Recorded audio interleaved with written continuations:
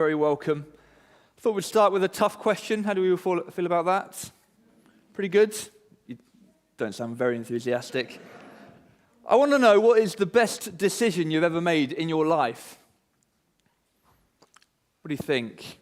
I had a little bit of a think, and it's a tough question, isn't it? I thought, okay, maybe when I was younger, I decided to move to Liverpool for university, and I lived there for a while. That was a pretty good decision. I'm pretty pleased about that one. I met my wife, Julia, and decided to get married. That was a pretty good one. Later on, we decided to get a dog. It's probably not so good of an idea, actually, in hindsight, but that's life. I actually went online. I went onto the social media site Reddit, and somebody has asked this question to the people online: what is the best decision that you've made in your life? And lots of people have lots of different stories, which I found interesting. For many people, it was saying yes to their significant other, whether it was plucking up the courage to finally ask that person out, or reluctantly saying yes to marrying them. Maybe it was something to do with investing. That was a lot of the popular answers. It was jumping on the Bitcoin train in 2008, or investing in Apple in the 90s. Many people were commenting on things that were seemingly quite simple as well. People talked about the idea of they were quitting smoking or quitting drinking, deciding to finally get rid of that job or finally move out. See, I think good decisions actually come in many shapes and sizes. And actually, some of the big decisions in life that feel monumental at the time sometimes pale into insignificance over time, don't they? And then seemingly small decisions that we make seem to have ginormous consequences that we look back on in years to come and we say, yeah, that was an incredible moment in my life.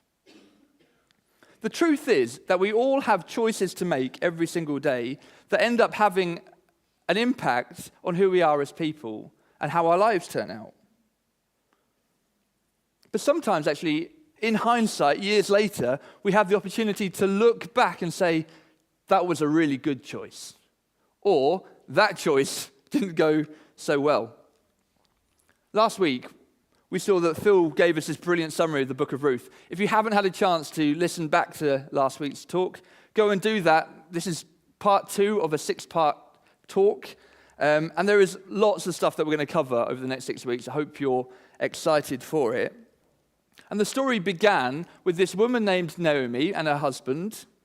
And her husband dies, and her 2 sons die, and Naomi is left with her 2 daughters-in-law. She is living away from Bethlehem, this town that is known as the House of Bread, and she's moved with her husband originally to Moab. And now she's stuck with no sons, no husband, as a widow.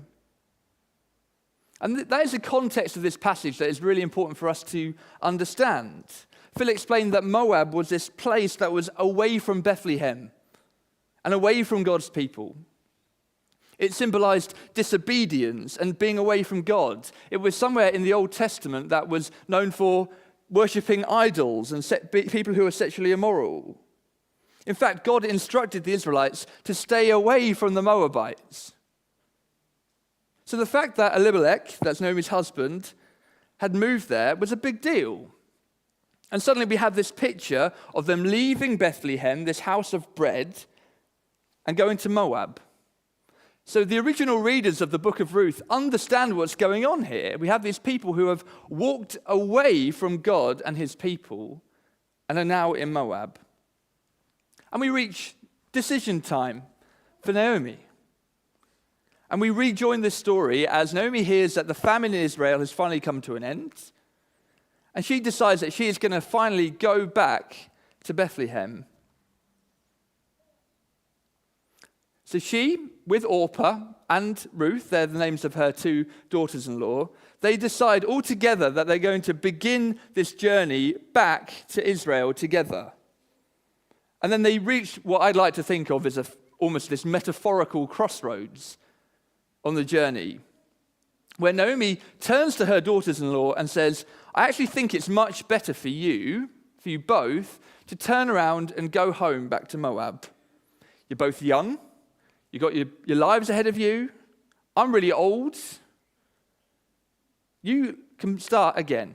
You can remarry, you can go again. But Naomi is saying, I've got absolutely nothing that I can offer you to. So what we're going to look at this morning is that we're going to see three women who have one decision to make that actually leads to 3 points. So we're going to see three different directions that these three women went in. And firstly, we're going to see that Orpah went back. This is quite an emotional moment. Naomi says, look, I'm going to head on. I'm going to go back to Judah, to Israel. But you two head back. And there's that initial fight back, isn't there, where all of them together say, no, we're not going to leave you, Naomi. We're not going to go anywhere. And that's kind of to be expected, right? They love Naomi. They know Naomi so well. But let's read from the second half of verse 9. Then she kissed them goodbye, and they wept aloud, and said to her, we will go back with you to your people. So the first time Naomi says, go back to your people, both Orpah and Ruth say, no, we'll stay with you. And then Naomi says again, no, seriously, it is really much better for you to go back to Moab. Return home, my daughters. Why would you come with me? And then finally, verse 14. At this, they all wept aloud again. Then Orpah kissed her mother-in-law goodbye. This to me is a very familiar type of conversation. I think it's almost quite British in a way, very almost polite. I think here we can see a classic example of somebody who knows what they want to do, but is finding the most polite way of getting around to it. It kind of reminds me around the house. We all have our jobs in the house, right? Julia and I share the responsibilities, I like to think, relatively equally. Don't talk to her about that. There is one job, though, in particular, that is my job, and that is the bins.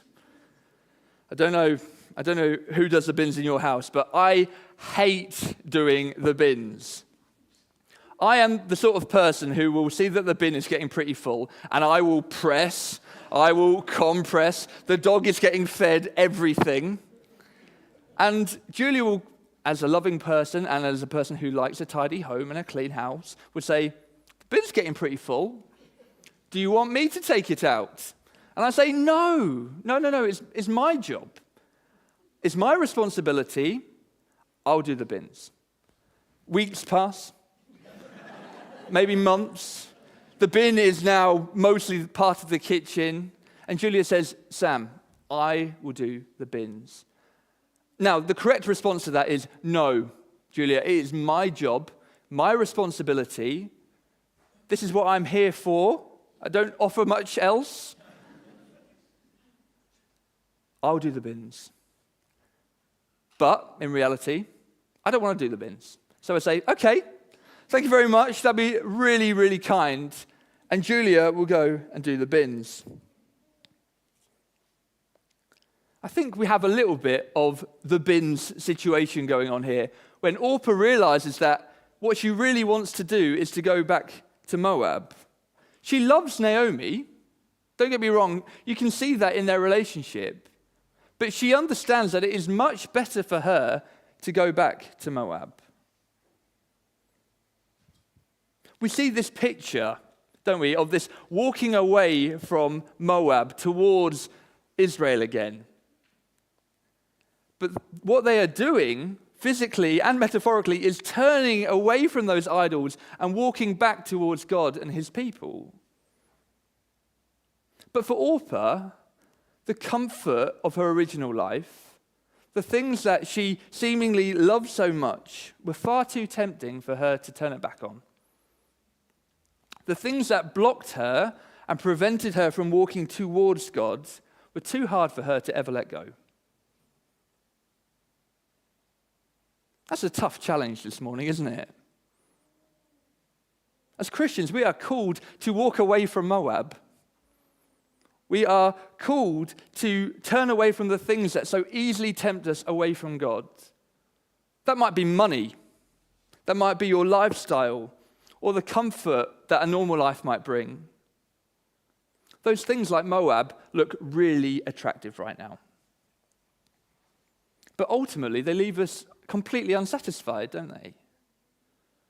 Last week, Phil spoke about this you do you culture that is so prevalent in the days of the judges, and is super prevalent in our day now. We just want to look after number one. You do you. Whatever works for you, you go and do. Orpah did Orpah. She looked after herself. She chose not to go forward to Israel, so she turned around and went home. She decided to step away from Naomi when the going got tough. Because when everyone behaves as they see fit, there is no room for selfless love. When everyone behaves as they see fit, there is no room for selfless love. There is no room for that love and care for one another when all we care about is us. Secondly, we're going to see that Ruth went forward. I was slightly cheeky, actually, and I didn't show you the whole of verse 14. So let's have a look at that together. At this, they wept aloud again. Then Orpah kissed her mother-in-law goodbye, but Ruth clung to her. Naomi gives the same options to Ruth that she gave to Orpah. But I love the wording here in Ruth's response, don't you? It's not just Ruth decided reluctantly to go with her. Ruth clung to Naomi. What beautiful language. Can you see that juxtaposition in responses between Orpah and Ruth? There is no gain here for Ruth. There is nothing that she can see that is going to go particularly well for her, but still she goes with Naomi and she goes forward. See, the idea of this Moabite woman in Ruth going to Israel anyway is bad news. She is going to be poor. There is nothing that she can gain. But Ruth, a Moabite with a widow, that's even worse news somehow. This is not a good situation for Ruth, but still she decides to cling to Naomi. Well, I think what we're seeing here is the overarching theme that we're going to see throughout the whole of Ruth, really. Last week, Phil shared this idea of Hesed love, right? We all remember that from last week. This loving kindness, this loyal love that runs through the theme of the book. And from verse 15, Ruth says, "Look," says Naomi, "your sister is going back to her people and her gods. Go back with her." And Ruth replied, "Don't urge me to leave you or to turn back from you. Where you go, I will go. Where you stay, I will stay. Your people will be my people, and your God, my God. Where you die, I will die, and there I will be buried. May the Lord deal with me, be it ever so severely, if even death separates you and me." When Naomi realized that Ruth was determined to go with her, she stopped urging her. This is an incredible statement of faith from Ruth. She is not just aligning herself with Naomi forever, but actually she is entirely sold on Naomi's God. Did you read that? Did you notice that? What I think we are seeing here is that Ruth fully understands and knows the character of the God of Israel. In Exodus chapter 34, verse 6, God encounters Moses, and God himself describes himself as being compassionate and a gracious God, slow to anger and abounding in chesed, love and faithfulness. Through Naomi, Ruth has come to understand who God is in his full entirety. There is a covenant love there that cannot be broken. So when Naomi says in verse 8, "Go back to Moab," may the Lord show you that kindness, that chesed love. Ruth understands fully that if there is going to be chesed love here, it is from Ruth to Naomi. The same way that God has loved Naomi and loves Ruth, Ruth is going to share that love with Naomi too. So Ruth clings to her. Ruth understands that the instruction for those who want to follow God is to continue showing unending kindness to everyone around you. Even if, like Naomi, they have absolutely nothing that they can offer you. This is a beautiful picture of the God that we love, right? And the God that loves us. God demonstrates this outrageous chesed love ultimately through Jesus on the cross. This love that is so strong that it leads Jesus to sacrificing himself for us so that we can be free. There was no gain for Jesus on the cross. But we see this beautiful example of Jesus' unending kindness as a compassionate and gracious God. So, therefore, we as recipients, we have now an opportunity to reflect that love, that unending kindness to those around us. That is our duty, our call as individuals and as a church, corporately. So the beauty of the plan of God is that he chooses to bring restoration and redemption for his people by using the church, both individually and collectively. That is incredibly beautiful. God's plan for his people is using us. Do we take that seriously? And here's a big question for you then. Who are the Naomis in your life? So much of our friendships and our relationships are built around what we can get from it. How can we benefit from this relationship? Maybe we like these people, but in reality, who are these people that we can spend time with who perhaps we can't gain anything from? Who are these people who are in desperate need of that chesed love? This is a powerful action. And if we want to see true restoration in our town, if we want to see people come to know Jesus, then we need to start showing love to those who perhaps don't usually get shown love. I think it's such a good example from that video before, right, that we've just seen. Even if it may not come naturally to you, there are lots of different ways that we can practically engage with those around us who perhaps need love the most. We see the example from Linda and this visiting team. What a great example of this chesed love in action. It is a beautiful thing when done well. There's lots of challenges, but the final challenge that I want to bring to you today is that Naomi stood still. Of course, Naomi, we've all read the passage, she went forward to Israel. I understand that. I totally get that. They went together, and they traveled back together, but it's her response to this kindness that Ruth has shown her that I think is the most interesting thing. Because I think my expectation of this passage is that we see that Ruth shows this unending kindness and really loves Naomi. And then Naomi gets back to Israel, and she is just so overjoyed, and she just wants to show Ruth off. Look how lovely my daughter-in-law is. She's come all the way from Moab. I want you to greet her. I'm so thrilled that she's back with me. I think that's what happens, right? Oh, dear. Let's read from verse 20. Don't call me Naomi, she told them. Call me Mara. The Almighty has made my life very bitter. I went away full, but the Lord has brought me back empty. Why call me Naomi? The Lord has afflicted me. The Almighty has brought misfortune upon me. Names mean a lot in the Bible, right? We see lots of examples in the Old Testament of people changing names. We have God changing Jacob's name to Israel and Abram to Abraham. And here we have an example of Naomi, which means pleasant, being changed to Mara, which means bitter. But those of you who are looking at the Bible right now, you'll probably notice in the verse after this one, she carries on being called Naomi. I think that's really interesting. The thing is, Naomi didn't want to move on. Naomi decided to stick in and to stand still.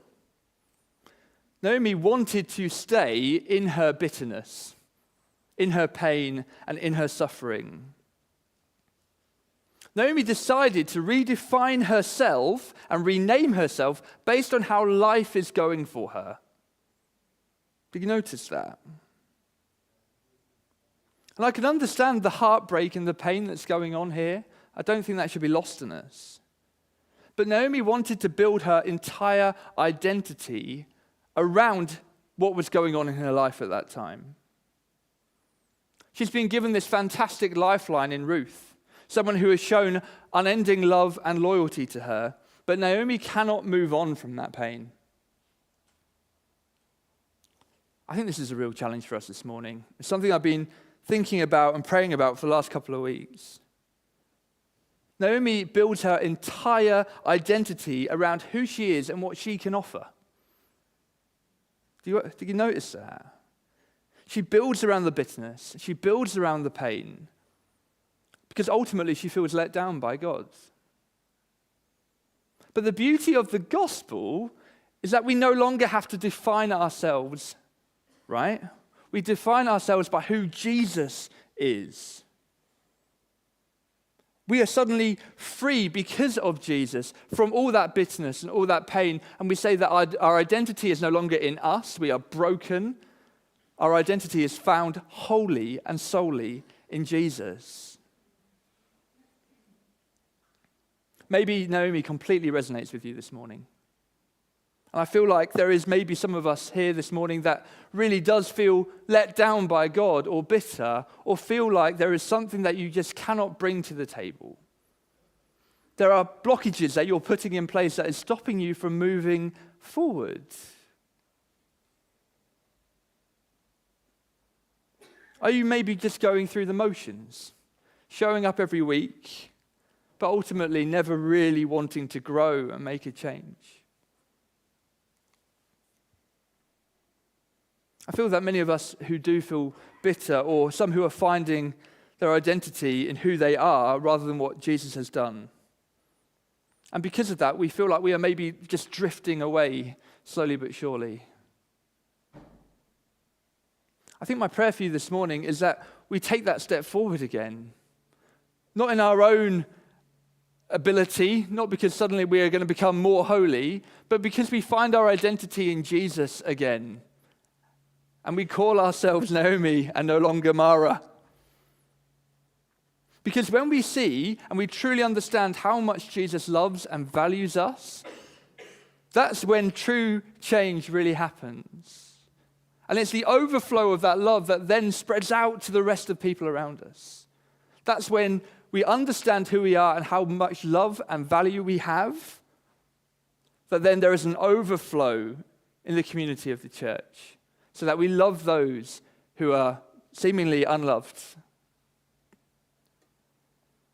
We're looking for restoration. Jesus brings total restoration where we can find total fulfillment and joy. And that restoration then builds out so that we can love others too. I love this passage.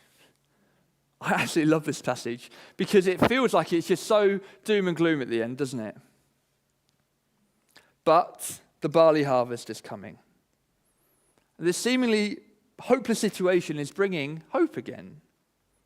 Barley is this really brilliant signal in the Bible that means that God's Spirit is at work. Barley is the first crop of the harvest usually. And here we are at the end of chapter 1, back in the house of bread, Bethlehem, and the barley harvest has started again. I don't want to give you any spoilers for future weeks because I think you should come back.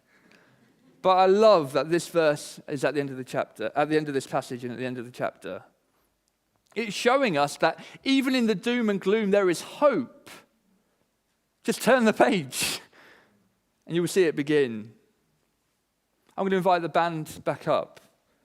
But I still think there's a lot for us to work through in our hearts this morning. I wonder which of these three women you refer to the most. Maybe you feel like you're a bit of an Orpah. Maybe being a Christian feels a little bit too hard. Maybe you want to turn back and go to that comfort. We can see in the life of Ruth that she chooses a step forward into a life that is unknown and difficult, but is a path completely paved in love and true fulfillment. And then the overflow of that love is that we see the love of Jesus brought to many people in our community. Or maybe you feel bitter like Naomi. You may feel stuck as you've spent years maybe trying to find your value and your identity in you, hoping that you can bring something to the table that will please God. Jesus is saying this morning to find your true identity in him. That's where you will find true value and love and adoration. So move forward this morning, is what we're saying. Which direction and which decision are you going to make? Jesus wants us to find total joy in a life spent living with him. And just like Ruth clung to Naomi, Jesus clings to us and never lets us go. I'm going to pray and then we'll sing.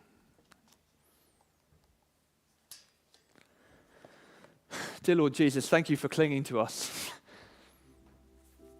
I thank you so much that we have this opportunity to not find our value and our identity in us. I just pray that you can really help us to realign ourselves and step forward towards you again this morning. And Lord God, help us to be like Ruth. Help us to cling to others and to love others around us as an overflow and a reflection of your ultimate love on the cross. Amen.